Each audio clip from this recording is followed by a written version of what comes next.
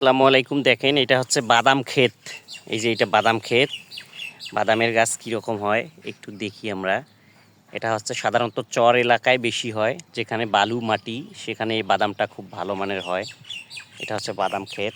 এই যে আমাদের এই চাচা হচ্ছে বাদাম তুলতেছেন। চাচা আপনার নাম কি? মোহাম্মদ সেজাব আলী। ও, এটা কতটুক বাদাম বাদাম লাগাইছেন? কতটুক জমি? এটা প্রায় 3 পোয়া মতন। 3 পোয়ার মতন জমি। জি জি। কি পরিমাণ তাতে বাদাম হবে?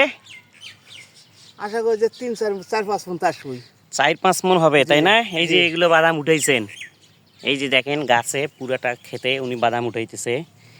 এই যে বাদামগুলো দেখেন গোড়ায়, এগুলো পরিষ্কার করে বাদাম উঠাবেন।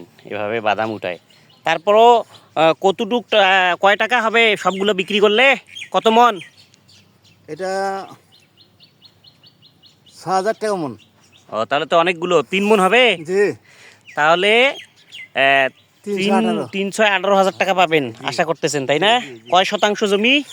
20 শতক। 20 শতক জমিতে 18,000। তাহলে কি অন্যান্য ফসলের চেয়ে বাদামই লাভজনক? অবশ্যই। হ্যাঁ, চরের মধ্যে বাদামই লাভজনক। চাষার কথা অনুযায়ী এইভাবে কিন্তু আসলে দেখেন বাদামের গাছগুলো আর পুরোগুলো কিন্তু এভাবে উঠাইছে সুন্দরভাবে।